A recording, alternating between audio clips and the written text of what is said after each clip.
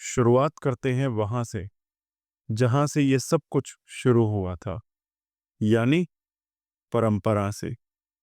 सनातन धर्म जीवन जीने का सबसे पुराना और सबसे सूक्ष्म तरीका है, और इस जीवन के हर पहलू को समझाने के लिए सनातन के 4 बड़ी राहें दी गई हैं, जिसमें है भक्ति, अघोर, ज्ञान और कर्म।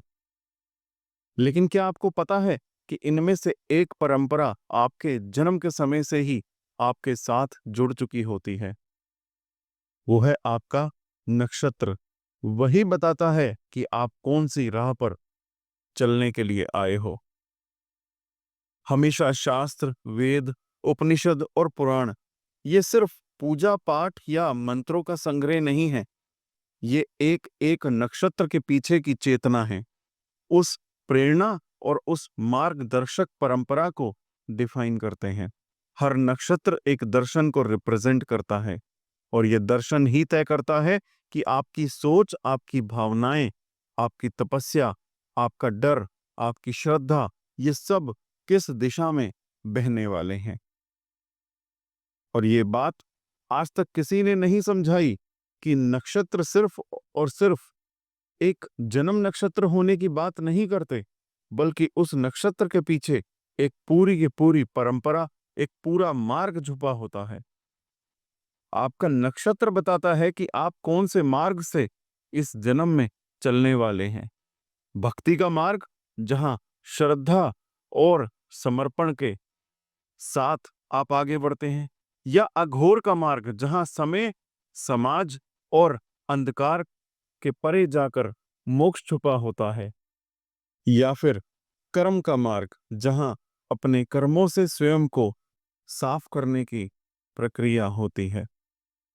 या फिर ज्ञान का मार्ग, जहां आप अपने विवेक और सत्य के डीपली जाकर और उनके डीप से अंधकार हटाते हैं।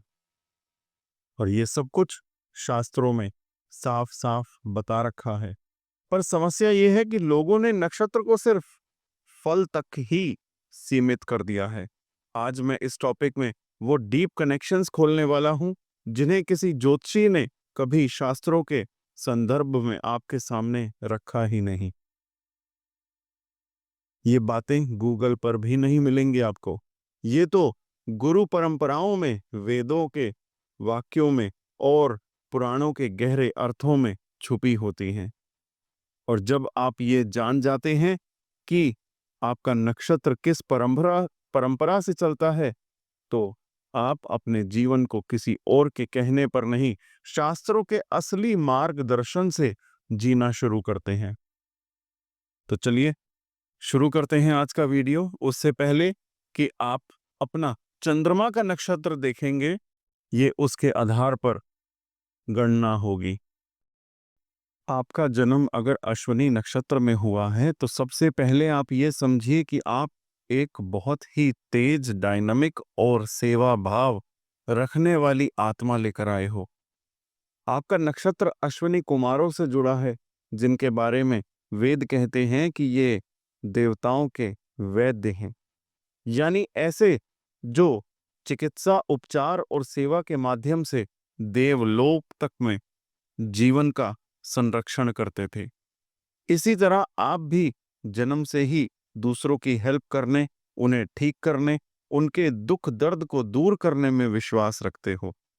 आपके अंदर से एक प्राकृतिक चेष्टा होती है कि किसी को देर ना हो, किसी की तकलीफ ज्यादा ना बढ़े। इसीलिए आप हमेशा चाहते हो कि सब कुछ जल्दी हो, नया हो और बेहतर हो। आप एक ऐसे इंसान हो जो लाइफ में रुकना पसंद नहीं करते। आपको हर वक्त कुछ नया करना होता है, आगे बढ़ना होता है।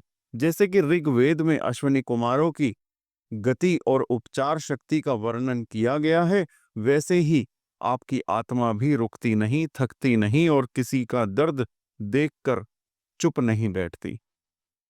आपके जीवन का लक्ष्य होता है कि आप अपने कर्म से दुनिया में कुछ सुधार लाएं, किसी को ठीक करें, किसी की जिंदगी में रोशनी लाएं। लेकिन यहीं पर एक जरूरी बात मैं आपको जरूर कहना चाहूंगा कि आप इतना मत दौड़िए कि दूसरों के लिए, कि आप अपने ही स्वास्थ्य और अपने मन के भावों को इग्नोर कर दें। आपका कर्म ही आपका धर्म है, लेकिन अपने शरीर और मन को संभालना भी उतना ही जरूरी है। आप तभी दूसरों को ठीक कर सकते हैं जब आप खुद अंदर से ठीक हों। इसीलिए अपने लिए भी थोड़ा समय निकालिए। आपका जन्म हुआ है भरणी नक्षत्र में, तो आपको समझना होगा कि आप एक गहरी और एक अलग तरह की आत्मा लेकर आए हो, क्योंकि ये नक्षत्र यमदेव से जुड़ा होता है, जो केवल मृत्यु के देवता नहीं बल्कि आत्मा की यात्रा और सच्चाइयों के रखवाले भी हैं। आपके अंदर एक प्राकृतिक आकर्षण होता है कि जीवन के छुपे हुए पहलुओं की तरफ, जैसे कि दुख, जन्म, मृत्यु और वो सब चीजें जिनके बारे में लोग बात करने से भी डरते हैं। भरणी का मतलब है कि धारण करने वाली शक्ति, और वैसे ही आपकी आत्मा भी सब कुछ अपने अंदर समेट लेती है, दर्द भी, सच भी और गहराइयां भी। आपके लिए स्पिरिचुअलिटी का मतलब होता है कि अंदर के अंधेरे से निकलना, और यही वजह है कि अघोर परंपरा का पहला स्पर्श ही इसी नक्षत्र में मिलता है। जैसे मार्कंडे पुराण में लिखा गया है कि मृत्यु के बाद आत्मा का सफर कैसे होता है, वैसे ही आप भी जिंदगी में हर रूप, हर रंग को डीपली महसूस करते हो। लेकिन यहाँ एक जरूरी बात याद रखनी चाहिए कि आपने अंदर की नेगेटिविटी को, फीलिंग्स को दबा के मत रखिए, क्योंकि अगर आप उन्हें समझेंगे नहीं तो वही बातें अंदर विष बनकर जमा होती जाएंगी। आपकी शक्ति तभी काम करेगी जब आप उस अंधेरे को रोशनी में बदलने का साहस रख करोगे। अगर आपका जन्म हुआ है कृतिका नक्षत्र में, तो आप एक ऐसी आत्मा लेकर आए हो जो ज्ञान की परंपरा से जुड़ी हुई है, जिसका मूल तत्व है अग्नि। आपकी सोच तेज होती है, आपकी बातें सीधी और सच्ची होती हैं, और आप किसी से भी किसी भी बात को तोल के, समझ के, छान कर ही आगे बढ़ने वाले व्यक्ति होते हो। जैसे कि ब्रह्मवैवर्त पुराण में कहा गया है कि अग्नि ही ज्ञान को शुद्ध करने वाला तत्व है, वैसे ही आपका भी जीवन हर ज्ञान को तपस्या और सत्य के माध्यम से जीने में विश्वास रखता है।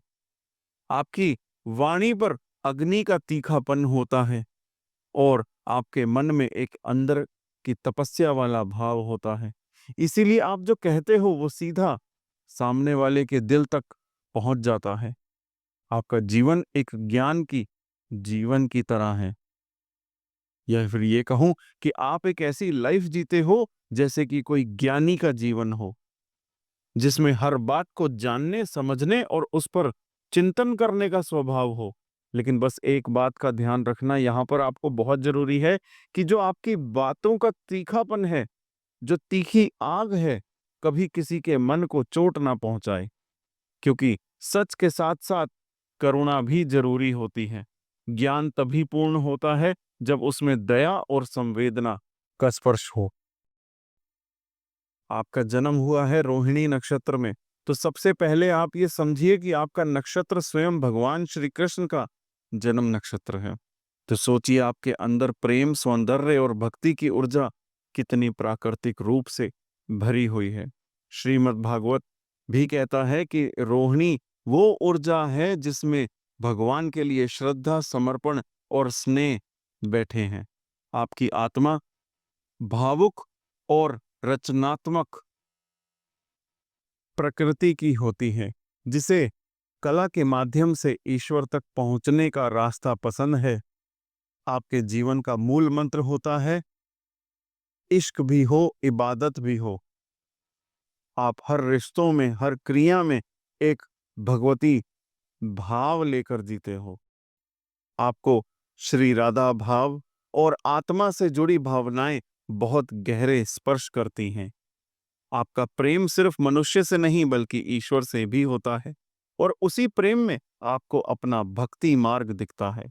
लेकिन यही एक छोटी सी बात जो आपको ध्यान रखनी चाहिए कि जब प्रेम अंदर से आसक्ति बन जाता है, तब भक्ति भी बंधन बन सकती है। इसीलिए अपने प्रेम को पवित्र बनाए रखिए, जहां आपका भाव तो गहरा हो, लेकिन उसमें स्वतंत्रता का भाव भी बना रहे।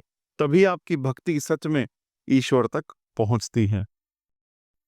अगर आपका जन्म हुआ है मृगशिरा नक्षत्र में, तो आपको समझना चाहिए कि आप एक ज्ञान की खोज में भटकने वाली आत्मा लेकर आए हो, जिसका संबंध होता है आपकी आत्मा से।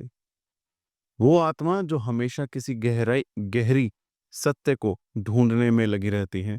जैसे कि ऋग्वेद में कहा गया है, मृग्यन्ते ऋष्यः सत्यम, यानी ऋषि भी सत्य की खोज में मृग की तरह दौड़ते हैं।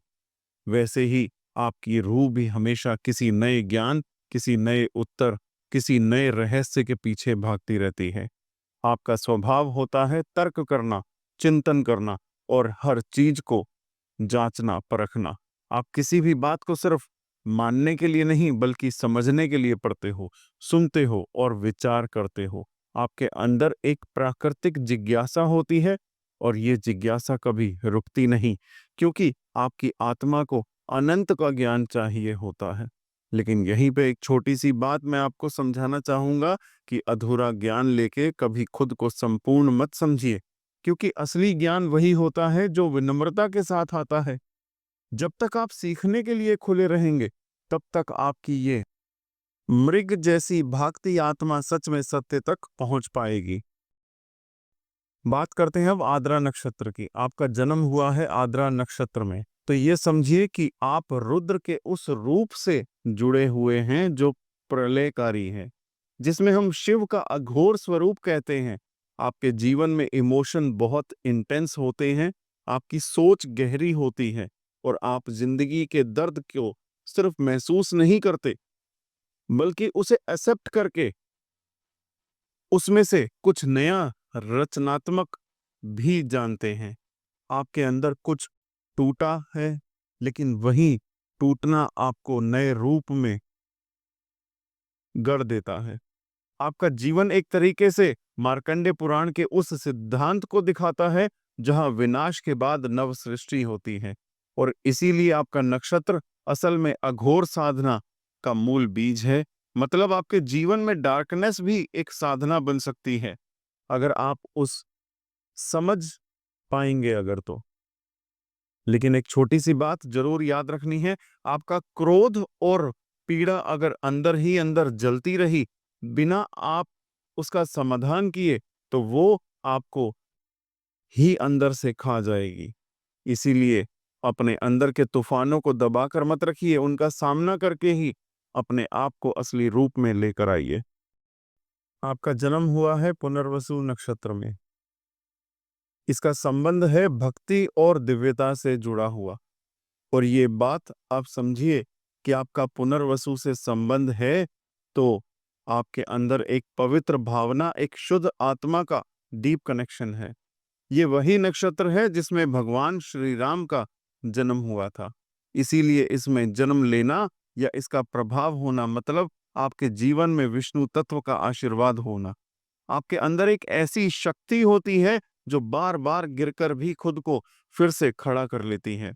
आप जीवन को नए तरीके से फिर से जीने की कला जानते हो, और ये क्वालिटी किसी तपस्या से कम नहीं होती। आपका स्वभाव बहुत ही सिंपल होता है, दया से भरा होता है, और आप अंदर से एक नए रूप में खुद को बार बार जन्म देने वाली व्यक्ति होते हैं। आपके अंदर विश्वास होता है, शांति होती है, और ऐसी दिव्य रोशनी होती है जो दूसरों तक भी पहुंचती है। लेकिन वहीं एक बात आपको ध्यान रखनी चाहिए कि ये बार बार जीवन का पुनर्आरंभ कभी-कभी एक आदत बन जाता है, जो आपकी प्रगति को रोक सकता है। तो आपको अपने जीवन की पुनर्वृत्ति को स्टैग्नेशन बनने से बचाना है, वरना आप वहीं के वहीं रुक जाओगे। आपकी असली ताकत नए रूप में आगे बढ़ना है, पीछे बार बार जाने में नहीं है। आपका जन्म हुआ है पुष्य नक्षत्र में, तो समझ लीजिए कि आप किसी मामूली काम के लिए तो इस धरती पर नहीं आए। बल्कि समाज को कुछ देने के लिए इस धरती पर आए हैं। और शास्त्रों के अनुसार कहें तो ये नक्षत्र सबसे पवित्र माना गया है। आपके अंदर दूसरों के लिए करुणा, सेवा, पोषण करने की एक प्रकृति भाव है। आप वो व्यक्ति होते हैं जो खुद भूखे रह जाएंगे पर किसी और के लिए रोटी जरूर छोड़ जाएंगे। आपका दिल हर वक्त किसी न किसी के भले के लिए धड़कता है, और यही वजह है कि आपकी आत्मा एक कर्म योगी होती है, जिसे सब कुछ अपने लिए नहीं बल्कि सबके लिए करना होता है। विष्णु पुराण में भी इस नक्षत्र को पोषण करने वाला कहा गया है, मतलब जो दूसरों के जीवन में कुछ न कुछ बेहतर भर सके।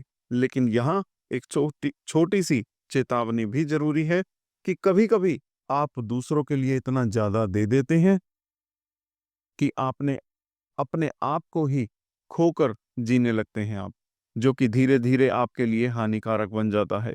इसीलिए ध्यान रखिए कि आपका जीवन भी उतना ही महत्व है जितना दूसरों का। सेवा जरूर कीजिए, पर अपने अस्तित्व को भूल कर नहीं। अब बात आती है आगे अश्लेषा नक्षत्र की। आपका जुड़ाव है अश्लेषा नक्षत्र से, तो समझिए कि आप नाग देवता और अघोर परंपरा से जुड़े हैं। ये नक्षत्र बहुत गहरे रहस्यों, तंत्र विद्या, मानसिक ऊर्जा का प्रतीक है। ब्रह्म वैवर्त पुराण में साफ लिखा गया है कि नाग अदृश्य शक्तियों के रक्षक हैं, और ये कुंडलिनी ऊर्जा के मुख्य संरक्षक माने जाते हैं। इसका मतलब ये हुआ कि आप बाहर से भले शांत, सरल और सौम्य दिखें, लेकिन अंदर से आप बेहद शक्तिशाली और इंटेंस आत्मा रखते हैं। आपके अंदर रहस्य, तंत्र और गुण साधनाओं की ओर एक स्वाभाविक आकर्षण होता है। आप में सकारात्मकता और नकारात्मकता दोनों एक्सट्रीम लेवल पर एक साथ चलती हैं, जैसे एक ही शरीर में दो विपरीत शक्तियां काम कर रही हों। लेकिन ध्यान रखिए, अश्लेषा नक्षत्र की सबसे बड़ी सावधानी ये है कि आपको छल, चालाकी और भावनात्मक रूप से दूसरों को कंट्रोल करने की इच्छा से खुद को बचाना है। क्यों? क्योंकि अगर आप इन चीजों में उलझ गए तो ये शक्तियां आपके लिए नुकसानदायक साबित हो सकती हैं। इसीलिए जितनी शक्ति आपके अंदर है, उतनी ही जिम्मेदारी भी है। उसे सही दिशा में ले जाना ही आपकी असली साधना है। मघा नक्षत्र की बात करते हैं। आपका जन्म हुआ है मघा नक्षत्र में, तो समझिए कि आपकी आत्मा पहले से ही पितरों, पूर्वजों और कर्म परंपरा से जुड़ी हुई है। आपको अंदर से ही एक नेचुरल फीलिंग होती है कि आप अपने कुल धर्म, पारिवारिक परंपरा और रिश्तेदारियों के कर्तव्य निभाएंगे। आपके अंदर एक ऐसी रिस्पेक्ट वाली भावना होती है जो आपको आपके रूट्स की याद दिलाती रहती है। जैसे विष्णु पुराण में कहा गया है कि पितरों की पूजा करने से कुल की शक्ति जागती है, वैसे ही मघा नक्षत्र वाले लोग अपने परिवार और वंशजों के प्रति नेचुरल जिम्मेदारी महसूस करते हैं।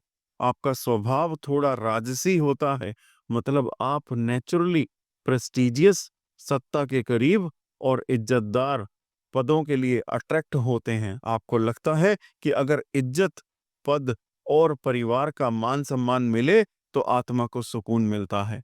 आपके लिए सेवा और शासन दोनों एक साथ चलने वाले कॉन्सेप्ट हैं। मतलब आप चाहे लीड करो या सर्व करो, आपको हर जगह एक गर्व महसूस होता है। लेकिन यही एक छोटी सी संभलने वाली बात भी है कि कहीं ऐसा ना हो कि आपके पास आया हुआ पद, आपका परिवार का नाम या आपकी पोजीशन आपको इतना घमंड दे दे कि आप अपने असली धर्म को भूल जाएं। पद का गर्व ठीक है, लेकिन अगर आप उसमें अपने मूल स्वधार को ही भूल गए तो फिर बात चूक जाएगी। तो याद रखिए, मघा का मतलब यह है कि सेवा भी और शान भी, पर उसके साथ अपना असली मूल भी याद रखना बहुत जरूरी है। आपका जन्म हुआ है पूर्वा फाल्गुनी नक्षत्र में, तो समझ लीजिए कि आपके जीवन का मूल मंत्र है भक्ति के माध्यम से सौंदर्य और प्रेम के जरिए ईश्वर से जुड़ना। क्योंकि यह नक्षत्र शुक्र का है, ये प्रेरित होता है जिसमें प्रेम, कला और भोग की एक प्राकृतिक ऊर्जा होती है। आपके लिए भक्ति का मतलब सिर्फ मंदिर में पूजा नहीं, बल्कि किसी से सच्चा प्रेम करना, किसी गीत में डूब जाना, किसी कला के माध्यम से अपने आप को व्यक्त करना। ये सब कुछ भक्ति के रूप में ही है। आपके जीवन काम और सौंदर्य के माध्यम से भी दिव्यता को छूने की क्षमता रखता है। जैसे ब्रह्मवैवर्त पुराण में भी कहा गया है कि आपके लिए विवाह, मिलन, प्रेम संबंध सभी भगवान से एक गहन संबंध बनाने के एक जरिया हैं। आपका मन भक्ति और प्रेम में इतना घुला मिला होता है कि आप हर मिलन में एक आध्यात्मिक अनुभव कर सकते हैं। लेकिन एक छोटी सी बात जो आपको ध्यान रखनी चाहिए कि अगर भक्ति और भोग के बीच में बैलेंस बिगड़ गया तो ये सुंदरता आपको आसक्ति में भी गिरा सकती है। आपका प्रेम भी एक तपस्या हो और आपका भोग भी एक साधना हो, तभी आप इस नक्षत्र के असली रूप को जी पाएंगे। बात करते हैं अब उत्तरा फाल्गुनी नक्षत्र की। आपका जन्म हुआ है उत्तरा फाल्गुनी नक्षत्र में, तो आप जीवन में कर्तव्य, उत्तरदायित्व और सच्चाई में बहुत गहराई से समझते हैं। ये गुण आपके अंदर सूर्य की ऊर्जा से आया है, जो इस नक्षत्र का स्वामी है। आपके लिए रिश्ते, संगठन और समाज की सेवा करना सिर्फ जरूरी नहीं, बल्कि एक आध्यात्मिक कार्य जैसा होता है। आपका स्वभाव ही होता है कि आप बिना किसी स्वार्थ के दूसरों के लिए कुछ कर जाने में यकीन रखते हैं। जैसे श्री कृष्ण ने गीता में निष्काम कर्म की बात कही है, वही बात आपके जीवन में खुद ब खुद बहती है। आपके लिए जीवन में सेवा है और सेवा ही धर्म है। लेकिन यहीं पर आपको थोड़ा सावधान भी रहना चाहिए कि अगर आप रिश्तों से ज्यादा उम्मीदें रखने लगेंगे तो वही रिश्ते आपको आपके कर्म पथ से भटका सकते हैं। इसलिए याद रखिएगा, आपका काम करना, सेवा करना और सच के रास्ते पर चलना ही आपकी सबसे बड़ी शक्ति, सबसे बड़ी पावर है। हस्त नक्षत्र की बात करते हैं। हस्त नक्षत्र को अगर समझना चाहते हैं तो सबसे पहले आपको ये जानना जरूरी होगा कि ये नक्षत्र हाथों से जुड़ा है, यानी कर चालक शक्ति से। और यही वजह है कि आपके हाथों में कमाल होता है। चाहे आप कुछ लिखें, किसी को ठीक करें, कोई मशीन चलाएं या कला रचें, आपके हाथों से ज्ञान प्रकट होता है। विष्णु पुराण और अथर्ववेद में भी यही कहते हैं कि जब कर्मेंद्रियां यानी हमारे हाथ, पैर, वाणी आदि ज्ञान से जुड़ते हैं तो वो अद्भुत परिणाम देते हैं। इसीलिए अगर आपका जन्म हस्त नक्षत्र में हुआ है तो आपके लिए जीवन का अर्थ सिर्फ जानना नहीं, बल्कि उसे अपने हुनर से दुनिया तक पहुंचाना है। विज्ञान हो, टेक्नोलॉजी, चिकित्सा, लेखन या कोई भी कारीगरी का क्षेत्र हो, आपके हाथों से समाज को दिशा मिल सकती है। लेकिन यही एक सावधानी भी जरूरी है कि आपको हुनर पर गर्व करें अपने में, मगर उसे घमंड का कारण कभी ना बनने दें, क्योंकि वही घमंड आपके ज्ञान की चमक को फीका कर देगा। आपका जन्म हुआ है चित्रा नक्षत्र में, तो समझ लीजिए कि आपके भीतर ब्रह्मा की रचना शक्ति बसी हुई है। लेकिन ये रचना केवल बाहर की सुंदरता तक सीमित नहीं है, बल्कि उसके भीतर छिपे गहरे रहस्य, तांत्रिक ऊर्जा से जुड़ी है। अघोर परंपरा में इस नक्षत्र को तंत्र और माया की गहराई से देखा गया है, और मार्कंडे पुराण में तो खुद ब्रह्मा की रचनात्मक शक्ति को माया कहा गया है, यानी जो दिखता है वो सब कुछ नहीं होता। चित्रा नक्षत्र की आत्मा हमेशा सुंदरता के पीछे छिपे अंधकार और रहस्यों को भी समझती है। यही कारण है कि आपके अंदर ऐसी दृष्टि होती है जो सिर्फ चीजों को बाहर से नहीं, उनकी भीतरी गहराई से भी पहचानती है। चाहे वास्तुकला हो, डिजाइन हो, आर्ट हो या कोई भी क्रिएटिव फील्ड, आपकी सोच रचनात्मक होती है, लेकिन उसमें एक तांत्रिक आकर्षण और एक गूढ़ गहराई भी जुड़ी होती है। लेकिन यहाँ पर एक बात को ध्यान देना जरूरी है कि सिर्फ दिखावटी सुंदरता में नहीं उलझें, उसकी आत्मा को समझना सीखिए, क्योंकि असली शक्ति तो उसी गहराई में छिपी होती है। स्वाति नक्षत्र है आपका, तो समझ लीजिए कि आपके भीतर स्वतंत्र विचारों की वो हवा बसी हुई है जो किसी बंधन में रहना पसंद नहीं करती। आपका मन एक ऐसी दिशा में उड़ना चाहता है जहां सोच की गहराई हो, आत्मचिंतन हो और एकांत में खुद को जानने की शक्ति हो। स्वाति नक्षत्र की आत्मा का रास्ता होता है स्वधर्म को पहचानना, जैसा कि भगवत गीता में कहा गया है, यानी आपका अपना रास्ता। आपकी आत्मा की पुकार वहीं आपकी दिशा होती है। आपके अंदर एक साधक छिपा होता है जो अकेले रहकर भी खुद से जुड़े सवालों को जवाब ढूंढने में मदद करता है। और सबसे बड़ी बात, आप अकेले रहने से डरते नहीं हैं, बल्कि वहीं से आपको असली आत्मज्ञान मिलने लगता है। लेकिन एक बात सीखने जैसी है कि कहीं ऐसा ना हो कि ये अकेलापन धीरे धीरे आपके भीतर अहंकार या पलायन का रूप ले ले, क्योंकि स्वाति नक्षत्र की हवा जितनी स्वतंत्र है उतनी ही भटक भी देती है, भटका देती है अपनी ही दिशा से। इसीलिए आपका एकांत का, या फिर ये कहूं कि इसलिए आपका एकांत आपको जोड़ना चाहिए भीतर की रोशनी से, ना कि तोड़ना चाहिए दुनिया से। विशाखा नक्षत्र, सबसे पहले आपको इसका स्वभाव समझना चाहिए। यह नक्षत्र दो शक्तियों से जुड़ा है, इंद्र और अग्नि। यानी एक तरफ आपके अंदर संयम होगा, दूसरी तरफ जबरदस्त शक्ति और तप की क्षमता। अगर आप विशाखा नक्षत्र में जन्मे हैं तो आपके अंदर एक तपस्वी की आत्मा है, जो एक बार कोई संकल्प ले ले तो उसे पूरा किए बिना रुकना नहीं। चाहे वो लक्ष्य हो, भौतिक हो या आत्मिक, आप उसे भक्ति की तरह देखते हैं, जैसे साधक अपने इष्ट की साधना करता है। यही कारण है कि श्रीमद् भागवत में इंद्र की भक्ति और अग्नि की शुद्धि को साथ में समझाया गया है। और यही दो धाराएं हैं आपके अंदर जीवन की दिशा तय करती हैं। लेकिन यही एक सावधानी भी है कि अगर आपकी भक्ति में लचीलापन नहीं हुआ, अगर आप अपने मार्ग को ही सर्वोच्च समझ बैठे, तो वही भक्ति कट्टरता में बदल सकती है और वही क्रूरता का रूप भी ले सकती है। इसीलिए विशाखा का गुण, गुप्त रहस्य यही है कि आपकी तपस्या में प्रेम भी हो और दिशा भी, ताकि आपकी साधना सिर्फ आपकी नहीं, पूरे जगत के लिए प्रेरणा बने। अनुराधा नक्षत्र की बात करें तो समझिए कि आपके जीवन का मूल मंत्र क्या है। कर्म और अनुशासन, क्योंकि इस नक्षत्र के स्वामी हैं शनिदेव, जो कि स्थिरता, संयम और कठोर परिश्रम के देवता माने जाते हैं। आपका जीवन अक्सर दूसरों के लिए कुछ बनाने, सिस्टम खड़ा करने या किसी संगठन का हिस्सा बनने में बीतता है। आपको नेचुरली दूसरों के साथ जुड़ना, मित्रता निभाना और टीम वर्क करना अच्छा लगता है। और यही तो अनुराधा नक्षत्र की असली ताकत है। विष्णु पुराण में जैसे अनुशासन और व्यवस्था की बात आती है, वैसे ही आपके अंदर एक जन्मजात क्वालिटी होती है कि हर चीज को स्ट्रक्चर में लाना है, एक प्रॉपर डिसिप्लिन में लाना है। लेकिन बस एक सावधानी जरूरी है। कभी कभी ये सहयोग करने की भावना इतनी ज्यादा हो जाती है कि आप अपनी खुद की आवाज को दबा देते हैं। खुद को पीछे मत रखिए, क्योंकि जब आप अपने अंदर के संतुलन को बनाए रखते हैं, तभी आप सच में दूसरों के लिए भी एक मजबूत फाउंडेशन बनते हैं। ज्येष्ठा नक्षत्र की बात करें तो इसका गहरा संबंध अघोर परंपरा और भीतरी साधना से होता है। ज्येष्ठा नक्षत्र का स्वामी इंद्र माना गया है, यानी आपके अंदर शक्ति, सत्ता और रक्षा करने की गहरी भावना जन्मजात होती है। आपका कर्म क्षेत्र वही होगा जहां किसी की रक्षा करनी हो, किसी को सुरक्षित करना हो, जहां आप गहराई से काम करें।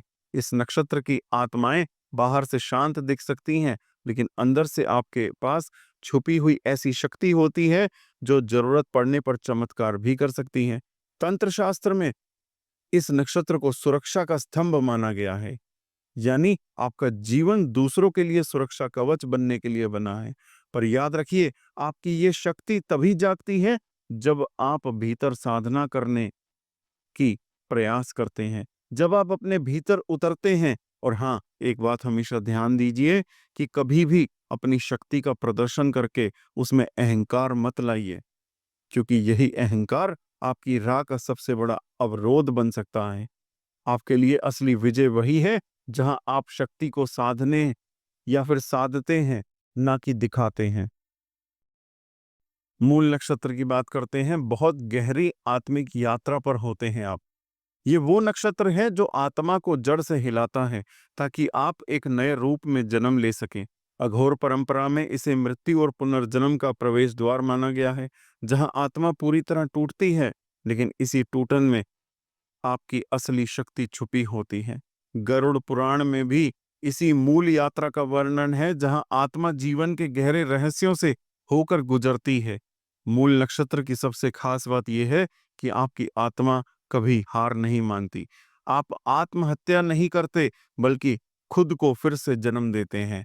यही आपकी सबसे बड़ी ताकत है। लेकिन ध्यान रहे, जब सब कुछ टूट जाए, जब लगने लगे कि कुछ नहीं बचा, तो वहीं से आपका नया अध्याय शुरू होता है। इसीलिए कभी भी उम्मीद मत छोड़िएगा। अब आते हैं पूर्वाषाढ़ा नक्षत्र पे। आपका जन्म अगर पूर्वाषाढ़ा नक्षत्र में हुआ है तो समझना होगा कि ये नक्षत्र जल तत्व और आप देवी से गहराई से जुड़ा हुआ नक्षत्र है। जैसे जल बहता है, वैसे ही आपके भीतर की भावना, भक्ति और तपस्या एक स्वाभाविक प्रवाह होती है। आपका अंदर का एक डिवोशन बाहर की जीत में नहीं, बल्कि आपके अंदर की विक्ट्री में छुपा होता है। मतलब जब आप अपने इमोशन को समझ लेते हो, कंट्रोल कर लेते हो, वही असली भक्ति है। पूर्वाषाढ़ा नक्षत्र का असली मतलब है कि जब आप अपने भीतर बहने वाले भावों को पहचान कर ईश्वर से जुड़ते हैं। भगवान वही नहीं जो बाहर दिखे, भगवान वही है जो आपके अंदर बहता है। लेकिन आपको यहाँ एक बात समझनी होगी कि भावना की बाढ़ में आपका विवेक ना बहे। इसीलिए भावुक जरूर बनिए, लेकिन साथ में विवेकशील भी रहिए। यही इस नक्षत्र की असली सीख है। आपका नक्षत्र है उत्तराषाढ़ा और उसमें आपका जन्म हुआ है, तो आपकी लाइफ में कर्म परंपरा का प्रभाव बहुत गहरा होता है। ये नक्षत्र विश्व देवों से जुड़ा होता है। मतलब आप ऐसे दैविक तत्वों से जुड़े हैं जो संपूर्ण ब्रह्मांड के रक्षक होते हैं, जो धर्म, राष्ट्र और मानवता के लिए काम करते हैं। तो अगर आप उस उत्तराषाढ़ा नक्षत्र वाले हो, तो आपके अंदर एक प्राकृतिक टेंडेंसी होती है समाज के लिए, दूसरों के भले के लिए कुछ करने की। आपका दिल चाहता है कि आप किसी बड़े कॉज का हिस्सा बने। आप नेचुरली लीडर हो, गाइड बन जाते हो लोगों के लिए। और सबसे खास बात, आपके लिए धर्म का मतलब होता है कर्म। आपके अंदर भगवत गीता के उस मूल मंत्र की झलक होती है, जहां कहा गया है, परहित में ही परम धर्म है। आप जो भी करते हो उसमें एक निष्कपट भावना होती है कि सबका भला हो, सबका मंगल हो। लेकिन यहीं पर एक छोटी सी बात आपको जरूर समझनी चाहिए कि अपने आप को भूल मत जाना। आप जब दूसरों के लिए इतना कुछ करते हो, राष्ट्र के लिए, धर्म के लिए, समाज के लिए, तो कभी-कभी आप अपनी खुशी, अपना आराम, अपना स्वास्थ्य या अपने इमोशंस को इग्नोर कर देते हो। ये नक्षत्र आपको एक जिम्मेदारी भरा जीवन देता है, पर इसका मतलब ये नहीं कि आप अपनी पर्सनल नीड्स को सैक्रिफाइस करते चलो। तो मैं आपसे बस इतना कहूंगा कि आप अपना धर्म पूर्ण कर्म जरूर कीजिए, पर अपने मन, शरीर और आत्मा का भी ध्यान रखना सीखिए। आप एक प्रकाश हो, लेकिन अगर उस दीपक का तेल खत्म हो गया, तो प्रकाश भी बुझ जाता है। इसीलिए अपने कर्म के रास्ते पर चलते हुए अपनी आत्मा की रोशनी को भी जलाए रखना बहुत जरूरी होता है। आपका नक्षत्र है श्रवण नक्षत्र। देखिए, श्रवण नक्षत्र का असली सार ही है सुनना। आपका जीवन अगर इस नक्षत्र से जुड़ा है, तो समझ लीजिए कि आपका असली साधन शब्द है।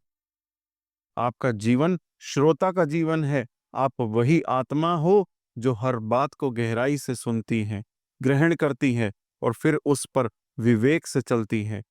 आपका अंदर, जो आपके अंदर है, वो ब्रह्म तक पहुंचने की शक्ति, लेकिन रास्ता श्रवण से जाता है। यही तो वासुदेव श्री कृष्ण ने भी बताया है कि ज्ञान का मूल ही श्रवण है। तो आपका जीवन संवाद और शिक्षा से भरा हुआ होता है, जहां हर शब्द में आपको कोई ना कोई दिशा मिलती है। लेकिन ध्यान रहे, हर सुनी हुई बात सत्य नहीं होती। आपको ये पहचानना आना चाहिए किस शब्द में ब्रह्म है और किस में भ्रम है। दोनों भ्रम में फर्क जरूर है। यही विवेक आपकी सबसे बड़ी ढाल बनती है। आपका जन्म हुआ है घनिष्ठा नक्षत्र में। घनिष्ठा नक्षत्र वाले लोग असल में कर्म की परंपरा से जुड़े होते हैं। यानी आपका जीवन सिर्फ सोचने का नहीं, करने का होता है। और वही आपका सबसे बड़ा गुण है। आपका अंदरूनी कनेक्शन हमेशा संगीत, लय और पराक्रम से जुड़ा होता है। आप किसी भी टीम का हिस्सा बने तो उसमें एक रिदम ले आते हैं। जैसे ढोल की थाप में सबको साथ चला देता है, आपके लिए लड़ाई भी तभी सही होती है जब उसमें धर्म हो, जैसे महाभारत में था। यानी जहां नीति हो, जहां सत्य हो, ब्रह्मा का नाद, शास्त्रों की ध्वनि, यही सब आपके अंदर की शक्ति को जगाते हैं। आप किसी बात को सिर्फ एक्शन से नहीं, वाइब्रेशन से भी जीते हैं। लेकिन बस एक चीज का ध्यान रखिए, भीड़ में खुद को खो मत दीजिएगा। आपकी अपनी पहचान को कभी कॉम्प्रोमाइज मत कीजिएगा, क्योंकि आपका स्वर, आपकी ताल, आपका कर्म, यही आपकी असली पहचान है। शतभिक्षा नक्षत्र है आपका। सदभिक्षा नक्षत्र की आत्मा एक रहस्यमय उपचारकर्ता की होती है, जो रोग को सिर्फ शरीर तक सीमित नहीं मानती, बल्कि अघोर परंपरा के अनुसार आध्यात्मिक और मानसिक स्तर पर भी रोग को पहचानना और समझना इसकी गहराई है। ऋग्वेद में इसे हजार वेदों की सभा कहा गया है। जब और इसीलिए आपके अंदर छिपी होती है एक पूरी चिकित्सा परिषद, जो सिर्फ दवा नहीं, ऊर्जा और साधना से भी इलाज करती है। आपका झुकाव गुप्त चिकित्सा तंत्र, आध्यात्मिक उपचार या विज्ञान की गहराई तक हो सकता है, क्योंकि सदभिक्षा की आत्मा वहीं खिलती है जहां रहस्य हो। आपकी साधना का रास्ता सीधा नहीं होगा, कभी ये विज्ञान से होकर गुजरेगा, कभी तंत्र से होकर। लेकिन सावधानी ये है कि केवल बाहर के इलाज में ना उलझें, अपने भीतर के रोगों को भी पहचानिए, क्योंकि असली उपचार वहीं से शुरू होता है जहां अंधकार को स्वीकार कर लिया जाता है। आपका रास्ता गहरा है और यही आपकी शक्ति भी है। अगर आपका जन्म हुआ है पूर्वा भाद्रपद नक्षत्र में, तो आपको समझना होगा कि ये नक्षत्र ज्ञान की गहराई से जुड़ा है और इसका स्वामी यम और अजय एक पाद जैसे रहस्यमयी देवता हैं। इसका मतलब है कि आपके भीतर ऐसी शक्ति है जो सामान्य व्यक्ति को ना दिखने वाला सत्य भी साफ साफ देख सकती है। आप केवल बाहरी दुनिया को नहीं, बल्कि आत्मा के स्तर पर जीवन की असलियत को देखने की क्षमता लेकर आए हैं। आपके भीतर वो वैराग्य जन्म से मौजूद होता है, जो श्रीमद् भागवत या उपनिषदों में जैसे ग्रंथों में बताया गया है, कि यानी बिना मोह के गहराई से देखना और समझना। ये ज्ञान आपके लिए केवल किताबों का नहीं होगा, बल्कि आंतरिक जागृति का रास्ता भी बनता है। लेकिन साथ ही साथ जो हमेशा ध्यान रखने वाली बात है, कि कहीं ऐसा ना हो जाए कि ये ज्ञान इतना भारी हो जाए कि आपके जीवन से आनंद, सरलता और भावनाओं का रंग ही छिन जाए। क्योंकि ज्ञान तभी सार्थक है जब वो आपको जीवन में संतुलन भी सिखाए, सिर्फ गंभीरता नहीं। उत्तरा भाद्रपद नक्षत्र में आपका जन्म हुआ है, तो समझ लीजिए आपके अंदर एक गहरा शिव में भाव है, एक ऐसी शांति जो बाहर से नहीं, भीतर से आती है। ये नक्षत्र जल तत्व से जुड़ा हुआ है और इसका असली मतलब है त्याग, तपस्या और भक्ति में डूब जाना। आपका जीवन बाहर से चाहे जितना भी प्रैक्टिकल लगे, लेकिन भीतर से आप एक ऐसे विरक्त संत हैं, जैसे होते हैं जो संसार में रहते हुए भी मन से हर बंधन से मुक्त होता है। आपका रास्ता मौन है, ध्यान है और गुरु भक्ति है। यानी जो आपका रास्ता दिखाए आपको उसका पूर्ण समर्पण। लेकिन बस एक बात याद रखिए, त्याग का मतलब ये नहीं कि आप अपने दिल की भावनाओं को दबा दें या उनको नकार दें, क्योंकि अगर भक्ति के नाम पर आपका हृदय सूख गया, तो फिर उस तपस्या का भी कोई अर्थ नहीं रह गया। रेवती नक्षत्र की बात करें तो आपका जन्म हुआ है रेवती नक्षत्र में, तो समझ लीजिए कि आपकी आत्मा अपने अंतिम पड़ाव पर है, जहां आत्मा पूर्ण होकर परमात्मा में विलीन होती है। रेवती नक्षत्र करुणा, शांति और समर्पण का प्रतीक है। इस नक्षत्र की आत्मा बहुत ही कोमल होती है और आपका हृदय दूसरों के दुख को देखकर खुद रो पड़ता है। आपकी प्रवृत्ति होती है दूसरों की हेल्प करना, उनके दुख को अपने अंदर समेट लेना। लेकिन ध्यान रहे कि आपके अपने जीवन की लाइट कभी ऑफ ना हो जाए।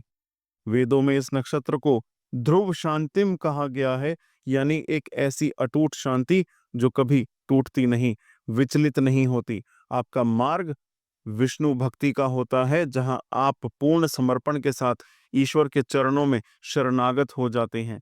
लेकिन याद रखिए, भक्ति का अर्थ ये नहीं कि आप अपने जीवन के उद्देश्य को भूल जाएं। दूसरों के दुख को इतना मत देखिए या उसमें डूब मत जाइए कि आप अपनी आत्मा की रोशनी ही खो बैठें। इसलिए भक्ति में स्थिर रहिए, करुणा में गहराई लाइए और लेकिन खुद को कभी मत भूलिए। देखिए, जब आप अपने नक्षत्रों के माध्यम से अपनी परंपरा को पहचानते हैं, भक्ति, अघोर, कर्म का ज्ञान, तो आप सिर्फ एस्ट्रोलॉजी का ज्ञान नहीं ले रहे, बल्कि अपनी असली दिशा पकड़ रहे हैं। ये एक अनदेखी जर्नी होती है जो सिर्फ कुंडली तक सीमित नहीं होती, ये तो आपके जीवन के हर पहलू को रोशन कर देती है।